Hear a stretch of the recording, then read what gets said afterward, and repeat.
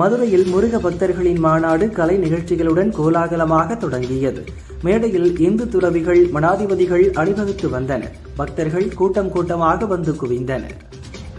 மதுரையில் நடப்பது அரசியல் மாநாடு அல்ல, முருக பக்தர்கள் நடத்தும் மாநாடு என இந்து முன்னணி மாநில தலைவர் காடேஸ்வரா சுப்பிரமணியம் பேசினார். முருகன் மாநாட்டிற்கு கூட்டம் சேரக்கூடாது என்பதற்காக அமைச்சர் சேகர்பாபு விரதம் இருந்தார். இப்படியெல்லாம் செய்து முருக பக்தர்கள் மாநாட்டுக்கு விளம்பரம் தேடி கொடுத்த சேகர்பாபுவுக்கும் திருமாவளவனுக்கும் பாராட்டுகள் என விமர்சித்தார். முருக பக்தர்கள் மாநாட்டிற்கான செலவு கணக்கு காட்ட நாங்கள் தயார். கோயில்களில் கும்பாபிஷேகம் நடத்துவதாக கூறும் முதல்வர் யாரெல்லாம் நிதி அளித்துள்ளனர் என்பது குறித்து செலவு கணக்கு காட்ட தயாரா என இந்து முன்னணி மாநில தலைவர் காடேஸ்வரா சுப்பிரமணியம் கேள்வி கேட்டார். மதுரை முருக பக்தர்கள் மாநாட்டில் கோடிகள் குவிந்தாலும் என்று பாட்டு பாடிய நைனா நாகேந்திரன் மதுரை மண்ணில் இன்று நமக்கு நீதி கிடைத்திருப்பதாக பேசினார். தமிழகத்தில் நீதி கிடைத்ததோ இல்லையோ, நீதிமன்றத்தில் நீதி கிடைத்ததாக கூறிய அவர் வெற்றிவேல் முருகனுக்கு என்று கோஷமிட்டு பரவசம் அடைந்தார். மதுரையில் நடைபெற்ற முருக பக்தர்கள் மாநாட்டில் உரையாற்றிய இந்து முன்னணி தென்பாரத அமைப்பாளர் பக்தவச்சலம், மக்கள் சக்தி ஒன்று திரண்டால் நாட்டின் பிரச்சினைக்கு தீர்வு உண்டு என கூறினார். இது ஒரு கட்சி சார்ந்த மாநாடு அல்ல, அனைத்து தரப்பினரும் கட்சி பேதமின்றி பங்கேற்கும் ஆன்மீக மாநாடு என மத்திய இணையமைச்சர் எல் முருகன் தெரிவித்துள்ளார். இந்த மண் ஆன்மீக மண் என்பதை உலகுக்கு இந்த மாநாடு நன்றாக நிரூபிக்கிறது என்று கூறிய அவர், முருக பக்தர்கள் ஒன்றிணைவது திருமாவளவன் போன்றவர்களுக்கு ஏன் பிடிக்கவில்லை என கேள்வி எழுப்பினார். மதுரை முருக பக்தர்கள் மாநாட்டில் பல லட்சம் மக்கள் ஒரே நேரத்தில் கந்தசஷ்டி கவசம் பாட உள்ளனர். அந்த சமயத்தில் முதல்வர் ஸ்டாலின் மனைவி துர்காவும் வீட்டில் அமர்ந்து கந்தசஷ்டி கவசம் பாட வேண்டும் என மத்திய அமைச்சர் எல் முருகன் வேண்டுகோள் விடுத்தார். மாநாட்டிற்கு போலீசாரின் ஒத்துழைப்பு இல்லை, ஐகோர்ட் அறிவுறுத்திய பிறகும் தேவையான ஏற்பாடுகள் சரிவர செய்யப்படவில்லை என்றும் குற்றம் சாட்டினார். 4 ஆண்டுகளில் தமிழகத்தை அனைத்து துறைகளிலும் பின்னுக்கு தள்ளி கடன் வாங்குவதில் நாட்டிலேயே முதன்மை மாநிலமாக்கியதுதான் பொம்மை முதல்வர் ஸ்டாலினின் சாதனை என அதிமுக பொதுச் செயலாளர் எடப்பாடி பழனிசாமி விமர்சித்துள்ளார். ரயில் நிலையங்களில் ஹிந்தி பயன்பாடு நாளுக்கு நாள் அதிகரித்து வருவதாக ஆராசா குற்றம் சாட்டியுள்ளார். உதகை ரயில் நிலையத்தில் ஹிந்தியில் பதாகை வைத்தது தமிழ் மக்களின் உணர்வுகளை பாதிக்கும் வகையில் உள்ளதாக குறிப்பிட்டுள்ளார். தமிழகம் ஒருபோதும் ஹிந்தி திணிப்பை ஏற்காது என்றார். பாகிஸ்தானுக்கு செல்லும் சிந்து நதிநீரை ராஜஸ்தானுக்கு திருப்ப புதிய கால்வாய் கட்டப்படும் என மத்திய உள்துறை அமைச்சர் அமித்ஷா கூறியுள்ளார். கால்வாய் கட்டப்படுவதால் தண்ணீரின்றி தவிக்கும் நிலைக்கு பாகிஸ்தான் தள்ளப்படும் என்றார். சசி தரூர் எம்பி எல்லையை மீறி பாஜகவுடன் நெருக்கம் காட்டினால் அவர் மீது ஒழுங்கு நடவடிக்கை எடுக்க காங்கிரஸ் கட்சி தயங்காது என அக்கட்சியின் பொதுச் செயலாளர் வேணுகோபால் கூறியுள்ளார். காங்கிரஸ் கட்சி கருத்து சுதந்திரம் கொண்டது, அதில் எந்த கருத்து வேறுபாடும் இல்லை. ஆனால் கட்சி கட்டுப்பாடுகளை யார் மீறினாலும் ஏற்க முடியாது என்றும் தெரிவித்துள்ளார். அமெரிக்க தாக்குதலில் பொதுமக்களுக்கு எந்தவித பாதிப்பும் இல்லை என ஈரான் விளக்கம் அளித்துள்ளது. அமெரிக்க தாக்குதல் நடத்திய அணுசக்தி நிலையங்களில் எதுவுமே இல்லை. செறிவூட்டப்பட்ட யுரேனியம் இருப்புகள் அந்த அணுசக்தி மையங்களிலிருந்து மாற்றம் செய்யப்பட்டன. அணுசக்தி மேம்பாட்டை நிறுத்த ஒருபோதும் அனுமதிக்க முடியாது. அணுசக்தி தளங்கள் மீதான தாக்குதல்கள் சர்வதேச சட்டத்தை மீறுவதாகும் என்றும் தெரிவித்துள்ளது. ஈரான் ஜனாதிபதி மசூத் பெசஸ்கியானுடன் பிரதமர் மோடி தொலைபேசியில் பேசியுள்ளார். இஸ்ரேல் ஈரான் போர் பதற்றம் தொடர்பான தற்போதைய நிலை பற்றி விவாதித்தார். சமீபத்திய தாக்குதல்கள் தொடர்பாக தனது கவலையை வெளிப்படுத்தியதாக பிரதமரின் எக்ஸ் தளத்தில் பதிவிடப்பட்டுள்ளது. ஈரான் அணு ஆயுதத்தை உருவாக்குவதை ஒருபோதும் அனுமதிக்க முடியாது. அந்த அச்சுறுத்தலை தணிக்கவே அமெரிக்கா தாக்குதல் நடவடிக்கை மேற்கொண்டுள்ளது என பிரிட்டன் பிரதமர் கீர் ஸ்டார்மர் கூறியுள்ளார். ஈரான் பேச்சுவார்த்தைக்கு உட்பட்டு இந்த நெருக்கடியான சூழ்நிலைக்கு முற்றுப்புள்ளி வைக்க ஒரு ராஜதந்திர தீர்வையும் மேற்கொள்ள வேண்டும் என்றும் வலியுறுத்தியுள்ளார். ஈரான் மீது தாக்குதல் நடத்திய அமெரிக்காவுக்கு பாகிஸ்தான் வெளியுறவு அமைச்சகம் கண்டனம் தெரிவித்துள்ளது. இந்த தாக்குதலால் மத்திய கிழக்கில் போரின் தீவிரம் இன்னும் விரிவடையும் அபாயம் இருப்பதை நினைத்து கவலைப்படுகிறோம். அமெரிக்காவின் இந்த தாக்குதல் சர்வதேச சட்டங்கள் அனைத்தையும் மீறிவிட்டன.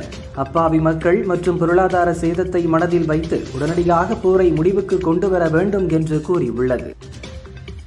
ஈரான் அணுசக்தி நிலையங்கள் மீது தாக்குதல் நடத்திய ட்ரம்பிற்கு அமைதிக்கான நோபல் பரிசு தர வேண்டுமா என பாகிஸ்தானுக்கு ஏஎம்ஐஎம் தலைவர் அசாதுதீன் ஒவைசி கேள்வி எழுப்பியுள்ளார். முருக பக்தர்கள் மாநாட்டை வைத்து பாஜக RSS நடத்தும் அரசியல் சூழ்ச்சி தமிழகத்தில் எடுபடாது என புதுச்சேரி முன்னாள் முதல்வர் நாராயணசாமி விமர்சித்துள்ளார். 2026 தேர்தலில் தமிழகத்தில் திமுக தலைமையிலும் புதுச்சேரியில் காங்கிரஸ் தலைமையிலும் தான் ஆட்சி அமையும் என்றார். அரசியல் கட்சியை தொடங்கியதால் விஜய் இனிமேல் நடிக்க மாட்டார் என்ற தகவல்கள் வெளியாகின. இந்நிலையில் இது கடைசி படமா என்று நடிகை மமிதா பைஜு விஜயிடம் கேட்டதற்கு தெரியவில்லை, தேர்தல் முடிவுகளுக்கு பிறகுதான் தெரிய வரும் என விஜய் பதிலளித்ததாக மமிதா கூறியுள்ளார். விஜய் கூறிய பதிலால் ரசிகர்கள் மகிழ்ச்சியில் உள்ளனர். தமிழக வெற்றி கழகத்தின் தலைவர் அன்பு தம்பி விஜய்க்கு என்னுடைய உளப்பூர்வமான பிறந்தநாள் நல்வாழ்த்துகள் என நாதக தலைமை ஒருங்கிணைப்பாளர் சீமான் கூறியுள்ளார். தனித்துவமிக்க நடிப்பு, ஈர்க்கும்படியான நடனம், ரசிக்கத்தக்க நகைச்சுவை, கதாபாத்திரங்களை உள்வாங்கிக் கொண்டு உயிரோட்டமாக பிரதிபலிக்கும் திறன் என எல்லா ஆற்றல்களையும் வளர்த்துக் கொண்டு மக்களை மகிழ்வித்து தமிழ் திரைத்துறையில் உச்சம் தொட்ட ஆக சிறந்த திரைக்கலைஞன் என்றும் தெரிவித்துள்ளார். கிண்டி கிங் மருத்துவமனை வளாகத்தில் புதிதாக கட்டப்பட உள்ள குழந்தைகளுக்கான உயர் பன்னோக்கு மருத்துவமனை மற்றும் ஆராய்ச்சி நிலைய கட்டடப் பணிகளை அமைச்சர் ஆய்வு மேற்கொண்டார். பணிகள் குறித்து அதிகாரிகளிடம் கேட்டறிந்தார். திமுக ஆட்சியில் சுகாதாரத்துறை கடுமையாக சீரழிந்துவிட்டது. இதையெல்லாம் கவனிக்க வேண்டிய அமைச்சரோ மாரத்தான் ஓடி போட்டோ ஷூட் எடுப்பதிலும் புகார் கொடுப்பவர்களை மிரட்டுவதிலும் முனைப்பாக இருப்பது வெட்கக்கேடானது என அதிமுக பொதுச் செயலாளர் பழனிசாமி கூறியுள்ளார். தினமும் மாரத்தான் அமைச்சருடன் வாக்கிங் செல்லும் பொம்மை முதல்வர் சினிமா விமர்சனம் கேட்பதோடு நில்லாமல் மருத்துவத்துறை பற்றியும் கேட்டறிந்து மருத்துவ சேவையை சீர் செய்ய வேண்டும் என்றும் தெரிவித்துள்ளார்.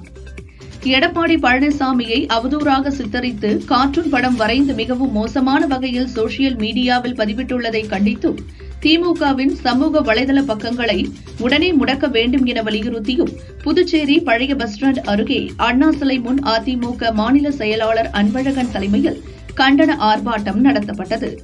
முருக பக்தர்கள் மாநாட்டில் பங்கேற்பதற்காக ஆந்திர துணை முதல்வர் பவன் கல்யாண் விமானம் மூலம் மதுரை வந்தார். ஏர்போர்ட்டில் அவரை தமிழக பாஜக தலைவர் நைனா நாகேந்திரன் உற்சாகமாக வரவேற்றார். தமிழகத்திற்கு வரவேண்டிய கல்வி நிதியை தராமல் மறுக்கிறீர்கள். தமிழ் கடவுள் முருகன் இருக்கிறார் என்றால் உங்களை 2026 தேர்தலில் சூரசம்ஹாரம் செய்வார். பாஜக போடும் வேஷம் மக்களை ஏமாற்றலாம், ஆனால் முருகனை ஏமாற்ற முடியாது என தமிழக காங்கிரஸ் கமிட்டியின் மாநில தலைவர் செல்வ பெருந்தகை விமர்சித்துள்ளார். திமுக தோல்வி பயத்தால், நடுக்கத்தால், அச்சத்தால் தனிநபர் விமர்சனத்தில் இறங்கியுள்ளார்கள். திமுகவினருக்கு தனிநபர் விமர்சனம் என்பது புதிது அல்ல. காலங்காலமாக இதைத்தான் கடைபிடித்து வருகிறார்கள் என அதிமுக முன்னாள் அமைச்சர் உதயகுமார் கூறினார். தவேக தலைவர் விஜய்க்கு தமிழக பாஜக தலைவர் நைனா நாகேந்திரன் பிறந்தநாள் வாழ்த்து தெரிவித்துள்ளார். விஜய் எல்லா வளமும் நலமும் பெற்று நீண்ட ஆயுளுடன் மக்கள் நலப்பணியை தொடர வேண்டும் என இறைவனிடம் பிரார்த்திக்கிறேன் என்றும் கூறியுள்ளார். இந்தியாவில் நெடுஞ்சாலைத் துறையிலும் தமிழகம் சிறந்த மாநிலம் என புதிய வரலாறு படைப்பதாக அரசு பெருமிதம் அடைந்துள்ளது. திரைப்படங்களின் பெயர்களை வரிசைப்படுத்தி நடிகர் விஜய்க்கு தமிழிசை சவுந்தரராஜன் பிறந்தநாள் வாழ்த்து தெரிவித்தார். புதிய கீதை வழியில் தீய சக்திகளை எதிர்த்து நல்லது நடக்க துணை நிற்க வாழ்த்துகிறேன் என்றார். ஈரோட்டில் நடைபெற்ற மதிமுகவின் 31வது பொதுக்குழு கூட்டத்தில் கூடுதல் தொகுதிகளை கூட்டணி பெற்று போட்டியிட வேண்டும், டாஸ்மாக் கடைகளை மூட வேண்டும் உள்ளிட்ட 28 தீர்மானங்கள் நிறைவேற்றப்பட்டன. இண்டி கூட்டணி வலிமையாக இருக்கிறது, வலுவாக இருக்கிறது. சிதறுவதற்கு இது நெல்லிக்காய் மூட்டை கிடையாது. இது எஃகு கோட்டை கூட்டணி. சிதறுவதற்கு வாய்ப்புகள் இல்லை என கோவையில் தமிழக காங்கிரஸ் கமிட்டியின் மாநில தலைவர் செல்வ பெருந்தகை கூறியுள்ளார். குஜராத்தின் அகமதாபாத்தில் விமான விபத்துக்குள்ளான ஏர் இந்தியா விமானத்தின் சிதைந்த பாகங்களை அகற்றும் பணிகள் தொடங்கப்பட்டுள்ளன. விமானத்தின் முழு உடைந்த பாகங்களை அப்புறப்படுத்த 48 முதல் 72 மணி நேரமாகும். அப்புறப்படுத்தப்படும் பாகங்கள் விமான விபத்து புலனாய்வு அமைப்பின் கட்டுப்பாட்டில் வைக்கப்படும் என போலீசார் தெரிவித்தனர்.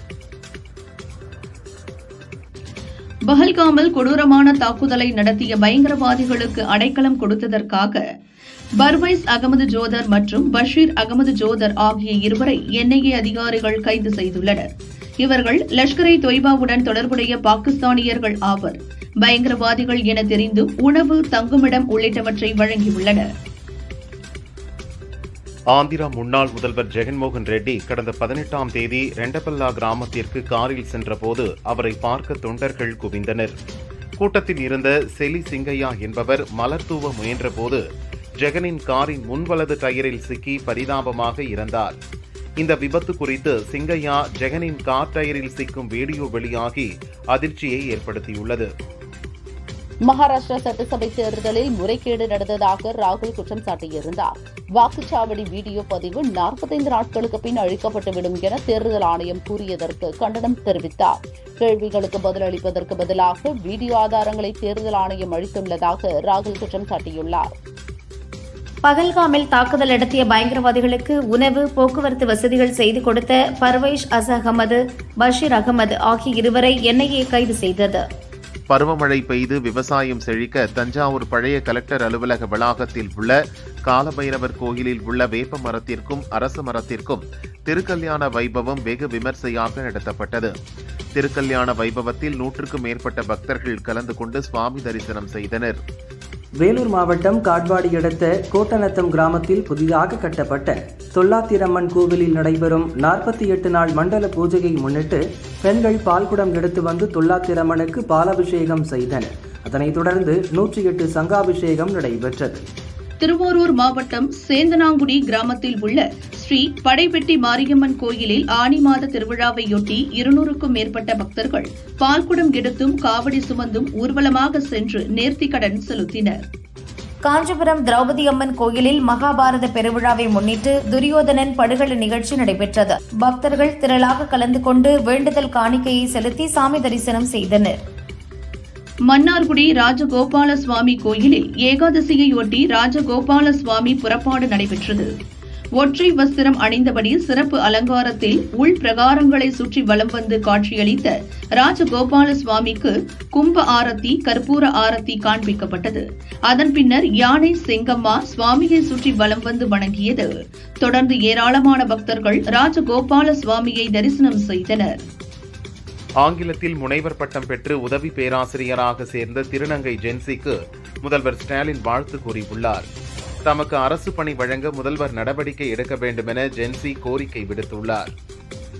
முதல்வர் ஸ்டாலின் வருகையை முன்னிட்டு வேலூரில் 25 மற்றும் 26ஆம் தேதிகளில் ட்ரோன்கள் பறக்க தடை விதித்து கலெக்டர் சுப்புலட்சுமி உத்தரவிட்டுள்ளார். தடையை மீறி ட்ரோன்கள் பறக்கவிடும் நபர்கள் மீது நடவடிக்கை எடுக்கப்படும் என கலெக்டர் எச்சரித்துள்ளார். வங்கக்கடலில் நீடித்து வரும் காற்றழுத்தம் காரணமாகவும் தென்மேற்கு பருவமழை காரணமாகவும் வரும் 25ஆம் தேதி முதல் 28ஆம் தேதி வரை தமிழகத்தில் ஒரு சில இடங்களில் கனமழை பெய்ய வாய்ப்புள்ளதாக வானிலை மையம் தெரிவித்துள்ளது.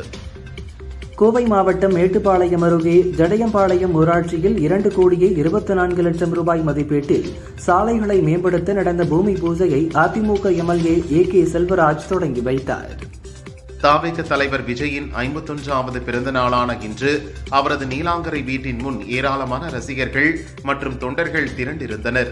காலையில் இருந்து பல மணி நேரம் காத்திருந்தும் மாலை வரை விஜய் அவர்களை சந்திக்கவில்லை. விஜய் வீட்டிலிருந்து ஒரு கார் கிளம்பியது. அதில் அவர் இருப்பார் என்ற எண்ணத்தில் ரசிகர்கள் அதன் பின் ஓடினர். கண்ணாடி மூடியபடி அந்த கார் வேகமாக சென்றது.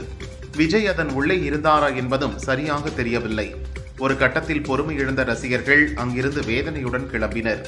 சர்வதேச யோகா தினத்தை முன்னிட்டு ஹோசூரில் விழிப்புணர்வு பேரணி நடைபெற்றது. பேரணியை ஹோசூர் சப் கலெக்டர் பிரியங்கா கொடியசைத்து துவக்கி வைத்தார். சிறியவர்கள் பெரியவர்கள் என 100க்கும் மேற்பட்டோர் பேரணியில் கலந்து கொண்டு பதாகைகளை ஏந்தியபடி ஊர்வலமாக சென்று விழிப்புணர்வு ஏற்படுத்தினர். தமிழ்நாட்டில் தென்மேற்கு பருவமழை இன்று வரை இயல்பை விட 10 விழுக்காடு கூடுதலாக பெய்துள்ளதாக வானிலை ஆய்வு மையம் கூறியுள்ளது. இயல்பான நிலையில் 38.7 மில்லிமீட்டர் மழை பொழியும் நிலையில் இன்று வரை 42.5 மில்லிமீட்டர் மழை பொழிந்துள்ளது. வேலூர் மாவட்டம் பள்ளிகொண்டா அகரம்சேரி பகுதியில் தேங்காய்க்காக வீடு புகுந்து மண்டை உடைத்த சம்பவம் அப்பகுதியில் பெரும் பரபரப்பை ஏற்படுத்தியுள்ளது. இதில் பரிமளா மற்றும் அவரது மகள் குமாரி காயமடைந்தனர். இருவரும் மருத்துவமனையில் சிகிச்சை பெற்றனர்.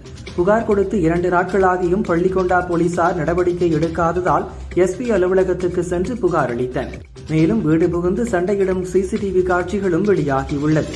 புதுக்கோட்டை பூச்சிக்கடை அருகே புதுச்சேரி வேளாண்மைத்துறை அமைச்சர் தேனி ஜெயக்குமார் சென்ற கார் விபத்தில் சிக்கியது. லேசான காயங்களுடன் உயிர் தப்பிய அமைச்சர் மற்றும் உதவியாளர் உள்பட 5 பேர் மருத்துவமனையில் சேர்க்கப்பட்டனர். தமிழ்நாடு அரசு அறிவிப்பின்படி கிண்டி ரேஸ் கோர்ஸ் பூங்காவாக மாறுகிறது. விரிவான திட்ட அறிக்கை மற்றும் வடிவமைப்பு தயார் செய்ய தமிழ்நாடு அரசு டெண்டர் கோரியது. கோவை காந்திபுரம் மத்திய திருவள்ளுவர் டவுன் மற்றும் ஆம்னி பஸ் ஸ்டாண்டுகளில் மோப்பநாய் உதவியுடன் காட்டூர் போலீசார் திடீரென சோதனையில் ஈடுபட்டனர். 20க்கும் மேற்பட்ட போலீசார் பஸ்களில் பயணம் செய்வோரின் உடைமைகளில் போதைப் பொருட்கள் இருக்கிறதா என்று சோதனை நடத்தினர். போலீசாரின் இந்த திடீர் நடவடிக்கையால் காந்திபுரம் பஸ் ஸ்டாண்டுகளில் பரபரப்பு ஏற்பட்டது.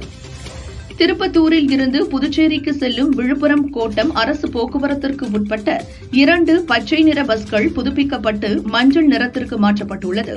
புதுப்பிக்கப்பட்ட மஞ்சள் நிற பஸ்களை பொதுமக்கள் பயன்பாட்டிற்காக திருப்பத்தூர் பேருந்து நிலையத்திலிருந்து எம்எல்ஏ நல்லதம்பி கொடியசைத்து துவக்கி வைத்தார். தென்காசி மாவட்டம் கடையம் அருகே உள்ள கட்டளையூரை சேர்ந்தவர் மாடசாமி, வயது 77. பாவூர் சத்திரத்தில் உள்ள ஒரு கடையிலிருந்து பக்கெட் பிரியாணி வாங்கி வந்தார்.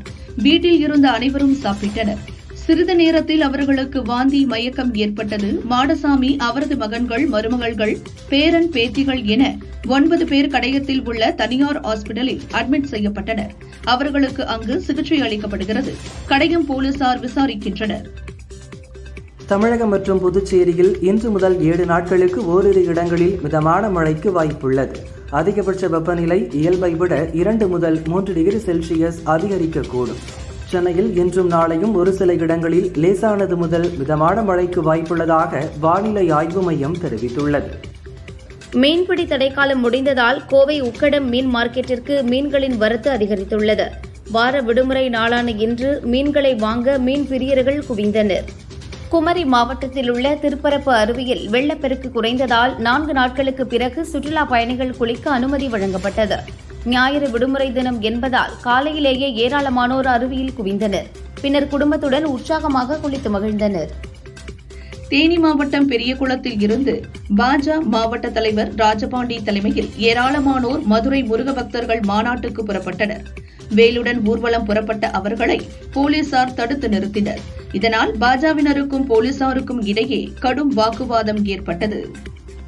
தஞ்சாவூர் மாவட்டம் ராஜகிரியில் சென்னை அரசு பணிப்போட்டி தேர்வு பயிற்சி மையங்களின் ஒருங்கிணைப்பு குழு மற்றும் ராஜகிரி சயீதியா அகாடமி இணைந்து நடத்திய மாதிரி டிஎன்பிஎஸ்சி தேர்வில் 50க்கும் மேற்பட்ட மாணவ மாணவிகள் கலந்து கொண்டு தேர்வு எழுதினர். கோவை வெள்ளையங்கிரி மலை அடிவாரத்திற்கு அதிகாலை உணவு தேடி சென்ற ஒற்றை காட்டு யானை அங்குள்ள கடைகளை உடைத்து நொறுக்கியது. கோயில் அலுவலக கதவை சேதப்படுத்தியது. மலை அடிவாரத்தில் வசிக்கும் மக்கள் அச்சமடைந்துள்ளனர். மேலும் யானையை விரட்ட வனக்காவல் குழு ஒன்றை நிரந்தரமாக நியமிக்க வேண்டும் என வனத்துறைக்கு கோரிக்கை விடுத்துள்ளனர். கோவை காந்திபுரம் திருவள்ளுவர் பஸ் ஸ்டாண்டில் காரை வேகமாக ஓட்டிச் சென்ற இளைஞர்களை அங்குள்ள அரசு பஸ் டிரைவர் மகேந்திரன் என்பவர் தட்டி கேட்டுள்ளார். மதுபோதையில் இருந்து இளைஞர்கள் மகேந்திரனை தாக்கியுள்ளனர். அங்கிருந்த பயணிகள் மகேந்திரனை மீட்டனர். தகவல் அறிந்து வந்த போலீசார் 4 பேரிடமும் விசாரணை நடத்தினர். சென்னையில் இருந்து மதுரை செல்லக்கூடிய இண்டிகோ ஏர்லைன்ஸ் விமானம் இயந்திர கோளாறு காரணமாக ரத்து செய்யப்பட்டுள்ளது. பயணிகளுக்கு மாற்று விமானம் ஏற்பாடு செய்யப்பட்டுள்ளதாக நிர்வாகம் தெரிவித்தது. ஓசூர் சென்னை பெங்களூரு தேசிய நெடுஞ்சாலையில் அமைந்துள்ள மேம்பாலத்தின் இணைப்பு பகுதியில் பேரிங்குகள் பழுதாக்கியதால் மேம்பாலத்திற்கு நடுவே விரிசல் ஏற்பட்டுள்ளது. இதனால் போக்குவரத்து மாற்றப்பட்டுள்ளது. தேசிய நெடுஞ்சாலைத்துறை மண்டல மேலாளர் வீரேந்திர சாம்பியர் தனது தொழில்நுட்ப குழுவினருடன் நேரில் ஆய்வு செய்தார். மேம்பாலத்தின் மீது அதிகனரக வாகனங்கள் சென்றதால் பேரியர் எனப்படும் குறைபாடு ஏற்பட்டுள்ளது. மேம்பாலம் உறுதியாக இருக்கிறது. பேரிங்குகள் மட்டும் மாற்றினால் போதுமானது. அடுத்த 48 மணி நேரத்திற்குள் இதற்கான பணிகள் தொடங்கப்படுவதாக வீரேந்திர சாம்பியர் தெரிவித்தார். தமிழக வெற்றிக் கழகம் தலைவர் விஜயின் பிறந்த நாளையொட்டி கரூர் மேற்கு மாவட்ட தாவேகா சார்பில் இருசக்கர வாகன ஓட்டிகளுக்கு ஹெல்மெட்டுகள், ஆட்டோ ஓட்டுநர்களுக்கு சீருடை உள்ளிட்ட நலத்திட்டங்கள் வழங்கப்பட்டன. சென்னை ஈஞ்சம்பாக்கத்தில் அரசு மருத்துவமனை அருகே பேனர் வைப்பது தொடர்பாக போலீசார் மற்றும் தாவேகாவினரிடையே வாக்குவாதம் ஏற்பட்டது. பேனரை அகற்றுமாறு போலீசார் அறிவுறுத்தினர். கிருஷ்ணகிரி மாவட்டம் தேன்கனிக்கோட்டை அடுத்த பஞ்சேஸ்வரம் பஸ் ஸ்டாப் அருகே தேன்கனிக்கோட்டை போலீசார் வாகன சோதனையில் ஈடுபட்டனர். அந்த வழியாக சென்ற காரை நிறுத்தி சோதனையிட்டதில் 480 மது பாட்டில்கள், 24 பீர் பாட்டில்கள் இருப்பதை கண்டறிந்தனர். கர்நாடகாவில் இருந்து சட்டவிரோதமாக மது பாட்டில்களை கடத்தி வந்ததாக ஜெய்சிம்மன், முனிராஜ் ஆகிய இருவரையும் போலீசார் கைது செய்து மது பாட்டில்கள் மற்றும் காரை பறிமுதல் செய்தனர். கோவை மாவட்டம் மேட்டுப்பாளையத்தில் இருந்து மதுரையில் நடக்கும் முருக பக்தர்கள் மாநாட்டில் பங்கேற்க 45 பஸ்களில் 2000க்கும் மேற்பட்டோர் மதுரைக்கு புறப்பட்டு சென்றுள்ளனர். கள்ளக்குறிச்சி மாவட்டம் கெடிலம் கூற்றோடு பகுதியில் தமிழக வெற்றிக் கழக தலைவர் விஜய் பிறந்தநாளை ஒட்டி தாவேகா சார்பில் பேனர் வைக்கப்பட்டது. இதற்கு எதிர்ப்பு தெரிவித்த திமுகவினர் பேனரை கிழித்துள்ளனர். இதனால் தவேகா திமுகவினரிடையே மோதல் ஏற்பட்டது. இதில் தவேகாவைச் சேர்ந்த சரவணன் மற்றும் ஜெயமணி ஆகியோருக்கு மண்டை உடைந்தது. இருவரும் கள்ளக்குறிச்சி அரசு மருத்துவமனையில் சிகிச்சைக்காக அனுமதிக்கப்பட்டுள்ளனர். ரிஷிவந்தியம் போலீசார் வழக்கு பதிவு செய்து விசாரிக்கின்றனர். கிருஷ்ணகிரி மாவட்டம் தேன்கனிக்கோட்டை மற்றும் பெட்டமுகிலாலம் மலை கிராமத்தைச் சேர்ந்த 16 வயது சிறுமிகள் இருவர் குழந்தை திருமணத்தின் மூலம் கர்ப்பமடைந்துள்ளனர். அரசு மருத்துவமனையில் பதிவு செய்தால் குழந்தை திருமணம் நடந்தது தெரியவரும் என்பதற்காக சிறுமிகளின் ஆதார் கார்டுகளில் பிறந்த வருடத்தை மாற்றி போலி ஆதார் கார்டுகளை முகமது ஜலாலுல்லா என்பவர் மூலம் ரெடி செய்துள்ளனர். அரசு மருத்துவமனையிலும் பதிவு செய்துள்ளனர். இதனை அறிந்த கெலமங்கலம் மருத்துவ அலுவலர் ராஜேஷ்குமார் தேன்கனிக்கோட்டை போலீசில் புகார் அளித்தார். போலி ஆதார் கார்டுகளை அச்சிட்டு கொடுத்த முகமது ஜலாலுல்லாவை போலீசார் கைது செய்தனர். தலைமறைவான சிறுமிகளின் உறவினர்கள் சிலரை தேடி வருகின்றனர். தரமணி பகுதியில் கல்லூரி மாணவரை மிரட்டி செல்போன் பறிக்க முயன்ற 3 சிறுவர்கள் உள்பட 6 பேரை போலீசார் கைது செய்தனர். 2 பைக்குகள் பறிமுதல் செய்யப்பட்டன. சென்னை கண்ணகி நகரில் கஞ்சா விற்பனை நடப்பதாக போலீசாருக்கு தகவல் கிடைத்தது. போலீசார் நடத்திய சோதனையில் செம்மஞ்சேரியை சேர்ந்த லோகேஷ் வயது 33 கஞ்சா விற்பனை செய்ய வந்தபோது பிடிபட்டார். அவரிடம் நடத்திய விசாரணையில் தாம்பரத்தை சேர்ந்த உதயகுமாரிடம் கஞ்சா பெற்றது தெரியவந்தது. பின்னர் இருவரையும் போலீசார் கைது செய்து அவர்களிடம் இருந்து 6 கிலோ கஞ்சாவை பறிமுதல் செய்தனர். திண்டுக்கல் மாவட்டம் வளையப்பட்டியை சேர்ந்தவர் பிரதாப், வயது 30. கூலி தொழிலாளியான இவர் வத்திப்பட்டி நோக்கி 2 வீலரில் சென்றார். எதிரே 16 வயது சிறுவன் ஓட்டி வந்த 2 வீலரும் பிரதாப் 2 வீலரும் நேருக்கு நேர் மோதின. படுகாயமடைந்த பிரதாப் பரிதாபமாக இறந்தார். 16 வயது சிறுவன் மதுரை அரசு ஹாஸ்பிட்டலில் அட்மிட் செய்யப்பட்டான். போலீசார் விசாரிக்கின்றனர். திருப்பத்தூர் மாவட்டம் நாற்றம்பள்ளி பேருந்து நிலையம் அருகே அபீப் ரகுமான் என்பவர் செருப்பு கடை வைத்துள்ளார். இவரது கடையில் பேரனுக்கு செருப்பு வாங்க வந்த எல்லம்மாள் கொடுத்த 50 ரூபாய் நோட்டில் கிறுக்கல் இருந்ததால் அபீப் ரகுமானின் மகன் முகமது உசைன் ரூபாய் நோட்டை வாங்க மறுத்துள்ளார். இதில் இருவருக்கும் இடையே வாக்குவாதம் ஏற்பட்டது. வாக்குவாதம் முற்றி கைகலப்பாக மாறியது. இதில் இருவருக்கும் மண்டை உடைந்து ரத்தம் வெளியேறியது. ஸ்பாட்டிற்கு விரைந்த நாற்றம்பள்ளி போலீசார் விசாரணை நடத்தினர். இந்த சம்பவத்தால் அப்பகுதியில் பரபரப்பு ஏற்பட்டது. கள்ளக்குறிச்சி மாவட்டம் சங்கராபுரம், விரியூர், குளத்தூர், புதுப்பட்டு ஆகிய கிராமங்களில் உள்ள பெட்டி கடைகளில் போலீசார் அதிரடி சோதனை நடத்தினர். குட்கா விற்பனை செய்த கடைக்காரர்கள் தங்கப்பிரகாசம், வின்சென்ட், ஆரோக்கியதாஸ், பாலசுப்ரமணியன், ஏழுமலை மற்றும் சப்ளை செய்த சத்யநாதன் ஆகியோரை கைது செய்தனர். அவர்களிடம் இருந்து ரூபாய் 1 லட்சம் மதிப்பிலான குட்கா பொருட்கள், பைக் ஆகியவை பறிமுதல் செய்யப்பட்டன. பெரம்பூரில் போலீசார் நடத்திய சோதனையில் மாவா தயாரிக்க பயன்படுத்தப்படும் ஜெர்தா 250 கிலோ மற்றும் சீவல் பாக்கு 7 கிலோ 2 கிலோ குட்கா பறிமுதல் செய்யப்பட்டது. இது தொடர்பாக 2 பேர் கைதாகினர். புதுக்கோட்டை மாவட்டம் ராங்கியத்தை சேர்ந்தவர் அழகர் சாமி. விவசாயியான இவர் LIC முகவராகவும் உள்ளார். இவர் குடும்பத்துடன் வெளியூர் சென்றதை நோட்டமிட்ட மர்ம நபர்கள் வீட்டின் பக்கவாட்டு ஜன்னலை அறுத்து உள்ளே புகுந்தனர்.